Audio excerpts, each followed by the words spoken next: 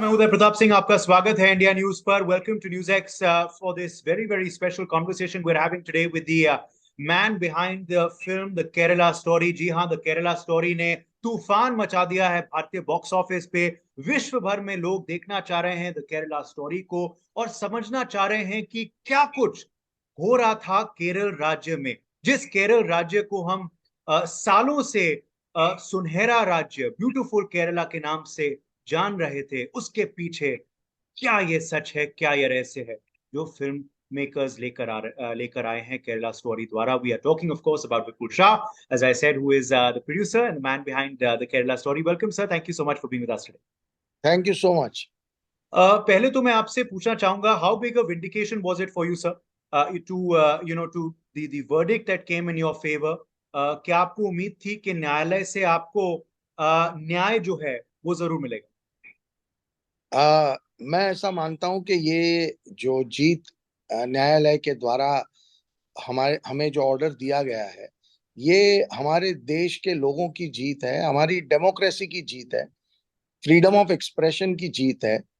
और जो लोग फ्रीडम ऑफ एक्सप्रेशन के चैंपियन बनने का दावा करते हैं, वहीं पे हमारी फिल्म पे बैन लगाया गया। तमिलनाडु में शैडो बैन किया और बंगाल में ऑफिशियल बैन किया।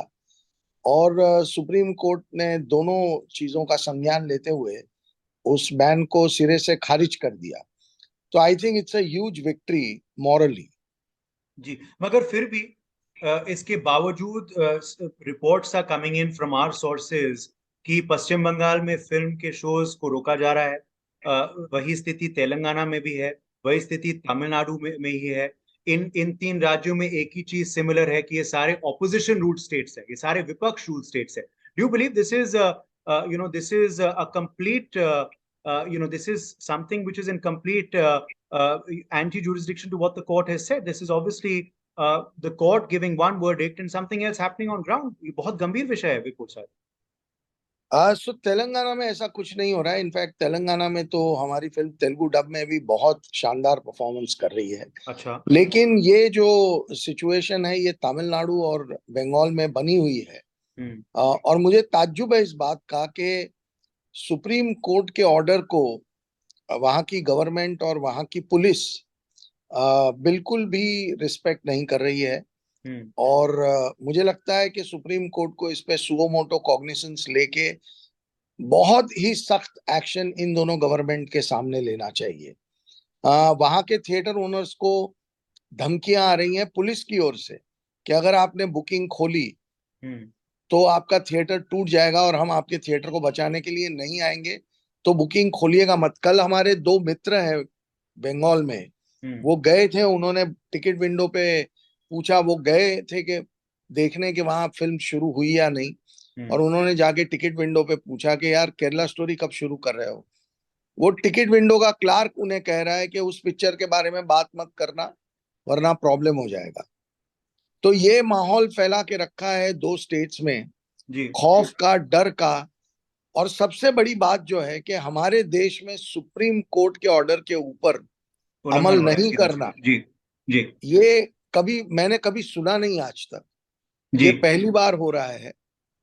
और मैं फिर कह रहा हूं इन दोनों गवर्नमेंट से कि हमने इस देश की लड़कियों के साथ जो हो रहा है उसको एक्सपोज करते हुए फिल्म बनाई है।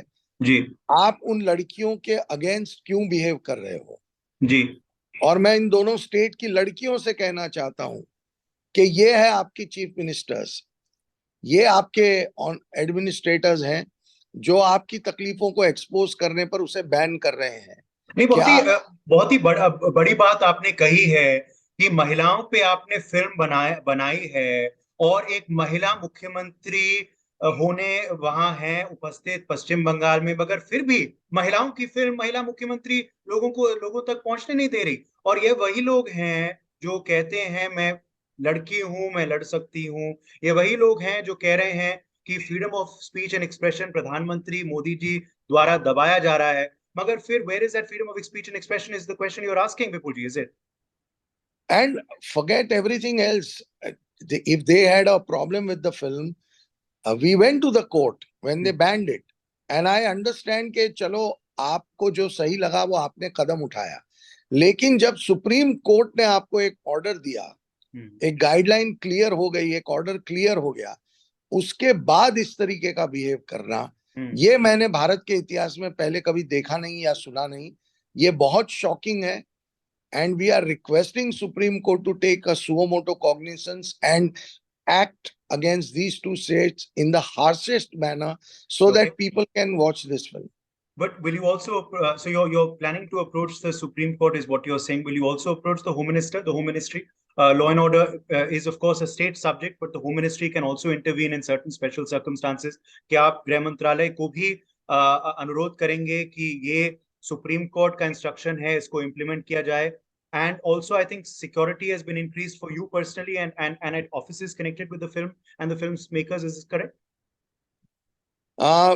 पहली बात तो ये है कि हम तो किसी पार्टी से जुड़े हुए लोग नहीं हैं, फिर भी हमें किसी पॉलिटिकल पार्टी का एजेंट बताया जा रहा है, तो हम फिर गृह मंत्रालय के पास जाएंगे तो वो आक्षेप फिर से हम पे लगने लगेगा। दूसरी बात ये है कि मैं ये मानता हूं कि जब सुप्रीम कोर्ट ने एक ऑर्डर दे दिया है तो उसके बाद किसी को भी इंटरवीन क्यों करना पड़े, किसी को भी इस मामले में, मतलब अगर दो स्टेट सुप्रीम कोर्ट की ऑर्डर की रिस्पेक्ट नहीं रख रहे हैं तो उधर की वहां की पुलिस और एडमिनिस्ट्रेशन को, सुप्रीम कोर्ट को ही उनको सुओ मोटो एक्शन लेना चाहिए, ऐसा हम मानते जी। सेकेंड रही बात सिक्योरिटी की, तो नहीं, हमारे यहाँ ऐसा कोई सिक्योरिटी का थ्रेट नहीं है और हम ना कोई ऐसी एक्स्ट्रा सिक्योरिटी के साथ घूम रहे हैं। जो रेगुलर सिक्योरिटी है वो है, दैट्स अबाउट इट। मगर आरोप लगाया जा रहा है क्योंकि बहुत से भारतीय जनता पार्टी राज्य के मुख्यमंत्री आपकी फिल्म को देख रहे हैं, फिल्म की सराहना कर रहे हैं। प्रधानमंत्री मोदी ने खुद फिल्म को उठाया था, अपनी रैली पे सवाल उठाए थे कांग्रेस पार्टी से। बहुत से बीजेपी नेता इस फिल्म को पसंद कर रहे हैं, बहुत से देशवासी इस फिल्म को पसंद करें, मगर बीजेपी के नेता भी पसंद करें। इस वजह से विपक्ष ये है लगातार आरोप लगा रहा है आप पे। आपने भी वो आरोप का अभी जिक्र किया, उस आरोप का आप क्या जवाब देंगे? देखिए, एक फिल्म बनती है जो एक टेरर नेटवर्क को एक्सपोज करती है और जो लड़कियां जिनकी जिंदगियां बर्बाद हो रही हैं उन्हें कैसे बचाया जाए उस बात पे जोर देती है। एक पॉलिटिकल विचारधारा को लगता है कि ये बहुत महत्वपूर्ण मुद्दा है और बहुत अच्छा मुद्दा है, तो वो हमें सपोर्ट कर रहे हैं। और एक पॉलिटिकल विचारधारा को लग रहा है कि नहीं, हमें टेररिस्टों को सपोर्ट करना है, हमें लड़कियों को सपोर्ट नहीं करना है। तो अब देश की जनता तय करे कि कौन सी विचारधारा ज्यादा सही है। क्या लड़कियों को बचाना, लड़कियों की सुरक्षा पे ध्यान देना ये ज्यादा जरूरी है, या उन टेरर नेटवर्क को एक्सपोज जिनको किया जा रहा है उनको प्रोटेक्शन दे के फिल्म को इस तरीके से रोका जाए, ये ज्यादा जरूरी है? देश ने शायद फैसला कर ही लिया है। आज जिस दिन हम आपसे बात कर रहे हैं, शायद आज ही विपुल जी आपकी फिल्म 200 पार कर देगी बॉक्स ऑफिस पे। Has that number been crossed yet और is it awaited still? See, हमने नंबर की अक्सर बात नहीं की है। हम एक नंबर पे बात करते हैं कि कितने लोगों ने इस फिल्म को देखा है। और मुझे ये बताते हुए बहुत खुशी होती है कि करीब करीब 1.5 करोड़ लोग इस फिल्म को अब तक सिनेमा घरों में देख चुके हैं और 5 से 10 करोड़ लोगों ने शायद पायरेटेड कॉपी भी देख ली होगी। तो जो इस देश का जो एक बहुत बड़ा तबका है वो इस फिल्म को देख रहा है और इसके ऊपर बहुत चर्चा हो रही है। बिल्कुल, और बहुत जागरूकता आ रही है और इस टॉपिक की सीरियसनेस को अब कोई दबा नहीं सकता। चाहे ये दो स्टेट जो करना चाहे कर ले, इस टॉपिक को अब वो दबा नहीं पाएंगे। चर्चा हो रही है, जागरूकता जो है वो हुई है, मगर क्या आप ये भी चाहेंगे कि अब जो आपने द केरला स्टोरी में दिखाया है वो और किसी महिला के साथ ना ही केरला में मगर किसी और राज्य में ना हो? लव जिहाद must stop. The fact that women are being transported to Syria, to other Middle Eastern states as being shown in your film, वो अब किसी और लड़की के साथ ना हो, क्या यही आपका मकसद है और क्या इसी की उम्मीद है आपको विपुल जी? ये हमारा सबसे बड़ा मकसद है कि एक मैनिपुलेटिव कन्वर्जन जो है जिसके तहत लड़कियों की जिंदगियां बर्बाद हो रही हैं, वो नहीं होना चाहिए। हम बहुत क्लियरली कह रहे हैं कि हम कन्वर्जन के अगेंस्ट नहीं है जी। हमारा जो प्रॉब्लम है या जो हमने इस फिल्म में दिखाया है वो उन लड़कियों के साथ किस तरीके से धोखा किया जाता है, कैसे उनकी जिंदगियों को के साथ खिलवाड़ किया जाता है और कईयों की जान चली जाती है। जी। हमारा प्रॉब्लम उससे है। हमारी फिल्म में हमने दिखाया कि जब कोई एक लड़की कन्वर्ट होने से मना कर देती है तो उसके साथ क्या किया, और उस लड़की की testimony at the end of the film हमने रखी है। वो खुद अपनी जबान में कह रही है कि उसके साथ क्या हुआ। तो ये नहीं होना चाहिए, ये तो इस देश में बिल्कुल भी अलाउड नहीं होना चाहिए और पूरी दुनिया में अलाउड नहीं होना चाहिए। तो हम चाहते हैं कि पूरे देश में ऐसा कोई भी ग्रुप ऑपरेट कर रहा हो, उस ग्रुप को इमीडिएटली पकड़ के जेल में डाल दिया जाए और वो बाहर नहीं आने चाहिए। यही हमारी उम्मीद है और यही अपेक्षा है कि ये होने से जिस लड़कियों को सुरक्षा मिलेगी तो हमारी फिल्म का रियल मकसद पूरा होगा। चलिए, आखिरी एक दो सवाल आपसे फिर विपुल जी। एक तो आइडिया कहाँ से आया? अब तो खैर आइडिया फैल गया है, जैसे मैंने कहा देश भर में ही नहीं विश्व भर में, मगर आइडिया इस फिल्म बनाने का कैसे आया, कब आया? हमारे जो डायरेक्टर हैं सुदीप्तो सेन, वो काफी सालों से, 7 साल से ज्यादा वक्त से इस विषय पे रिसर्च कर रहे थे और उन्होंने इस विषय पे एक डॉक्यूमेंट्री भी 2018 में बनाई थी। और उसके बाद वो मुझे मिले कि मुझे लगता है कि इस फिल्म पे, इस सब्जेक्ट पे फिल्म बनानी चाहिए। और वहां से हमें 3 साढ़े 3 साल लग गए। बहुत रिसर्च हमने फिर से किया, नए सिरे से रिसर्च भी किया, बहुत सारी लड़कियों से मिले, बहुत सारी टेस्टिमनीज देखी, वीडियो शूट्स किए, बहुत कुछ किया। तब जाके ये विषय, जब ये विषय मेरे पास आया, जब सुदीप तो जी ने ये विषय मुझे सुनाया, तो मुझे ऐसा लगा कि ये फिल्म बनाना मेरा फर्ज है। ये सब्जेक्ट इस देश और इस दुनिया के सामने आना ही चाहिए। ये इस वक्त की एक बहुत बड़ी जरूरत है और ये मेरी ड्यूटी है कि मैं इस फिल्म को बनाऊं। तो यही सोच के साथ हम आगे बढ़े और फिल्म बनाई। जी, जी, बिल्कुल। और क्योंकि आप सिनेमा जगत के बहुत ही एक वरिष्ठ सदस्य हैं, हमारे भारतीय इंडस्ट्री के बहुत ही वरिष्ठ सदस्य हैं, तो मैं आपसे ये ज़रूर पूछूँगा एक सवाल कि क्या सिनेमा प्रशंसक जो हैं इस देश में बदल गए हैं? क्योंकि हम देख रहे हैं films like the Kashmir files and the Kerala story are working, उम्दा बॉक्स ऑफिस बिज़नेस कर रही हैं ये फ़िल्में, और बहुत सी और फ़िल्में पिट रही हैं बॉक्स ऑफिस पे। तो क्या सिनेमा प्रशंसक का मन, हृदय परिवर्तन हुआ है, मन बदला है, या फिर ऐसी हार्ड हिटिंग फिल्में पहले नहीं बन रही थी, द कश्मीर फाइल्स और द केरला स्टोरी, और इस वजह से लोग पसंद कर रहे हैं ऐसी फिल्मों को देख? नहीं, देखिए, बहुत सारे कारण होते हैं और लेकिन मैं ऐसा जरूर मानता हूं कि अ, जब से कोविड हुआ और लोगों ने ओटीटी पे बहुत सारा मटेरियल कंज्यूम किया, तब से लोगों की कुछ अपेक्षाएं जरूर बदली हैं। लोग कुछ अलग तरीके का कंटेंट देखना चाहते हैं। मैं ये नहीं कह रहा हूं कि जो हम कमर्शियल एंटरटेनर्स बनाते हैं वो नहीं चलेंगे, ये बिल्कुल भी नहीं है। हमने पिछले 2 सालों में बहुत सारी फिल्मों को बहुत ज्यादा सक्सेस होते हुए भी देखा है, चाहे वो RRR हो, चाहे KGF हो, चाहे पठान हो, भूल भुलैया हो, गंगूबाई काठियावाड़ी हो, बहुत सारी फिल्में हैं। तो ये फिल्में भी चलेंगी, लेकिन हर फिल्म को अ, एक अच्छे से ज्यादा अच्छा होना पड़ेगा। जी। आप जिस जॉनर में भी फिल्म बनाएं, आपको एक सिर्फ अच्छी फिल्म अब बनाने से नहीं चलेगा, आपको बेहतरीन फिल्म बनानी पड़ेगी। कोशिश करनी पड़ेगी कि आपकी फिल्म बहुत ही ज्यादा अच्छी हो, तभी लोग आपकी फिल्मों के साथ जुड़ेंगे।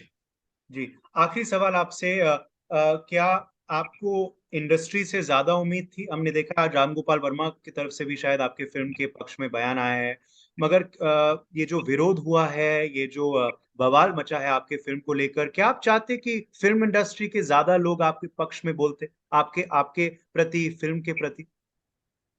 नहीं, मैं नहीं चाहता हूं। मैं इसलिए नहीं चाहता हूं क्योंकि हमें सबको अपनी अपनी एक आजादी होनी चाहिए हुँ, और हमें सबको ये फ्रीडम, हम सबको ये फ्रीडम होनी चाहिए कि किस मुद्दे पे बोलना या किस मुद्दे पे नहीं बोलना। और हमारी फिल्म इंडस्ट्री के साथ इस वक्त ये हो रहा है कि वो जब बोलते हैं तो गालियां पड़ती हैं और नहीं बोलते हैं तो गालियां पड़ती हैं। बहुत ही अनफेयर है हुँ, ये। एक तरफ हम बात करते हैं डेमोक्रेसी, फ्रीडम ऑफ एक्सप्रेशन, और दूसरी तरफ हम प्रेशर करते हैं कि फला एक्टर या फला हुँ, हुँ, डायरेक्टर हुँ, या हुँ। फला आदमी जो है वो बोले। तो ये गलत है। इससे इससे हम ये प्रेशर बना के हम कुछ हासिल नहीं कर रहे हैं। हुँ, हुँ। और वैसे भी फिल्म इंडस्ट्री ने पिछले 2-3 सालों में बहुत ज्यादा क्रिटिसिज्म सहा है। तो मैं ऐसा मानता हूं कि मेरे जो इंडस्ट्री के साथी हैं, मेरे सीनियर्स हैं, वो सब हमारे साथ हैं, लेकिन उनको हमारे साथ है ये दिखाने के लिए किसी पब्लिक प्लेटफॉर्म पे आके कुछ ट्विटर पे कुछ बोल दिया तो वो हमारे साथ हैं, या इंस्टाग्राम पे बोल दिया तो हमारे साथ हैं, ऐसा नहीं है। मैंने तो इनफैक्ट मेरे कई दोस्तों से कहा है कि प्लीज आप इस फिल्म के बारे में ट्वीट और मत करिएगा, क्योंकि जैसे ही आप ट्वीट करोगे एक ट्रोल आर्मी आपके पीछे शुरू हो जाएगी। और I don't think that is good. At least I don't want कि मेरे जो इंडस्ट्री के साथी हैं, मेरे सीनियर्स हैं, उनको बिना वजह मेरी फिल्म की वजह से एक ट्रोल आर्मी के साथ झेलना पड़े। So I don't want anybody to support this film.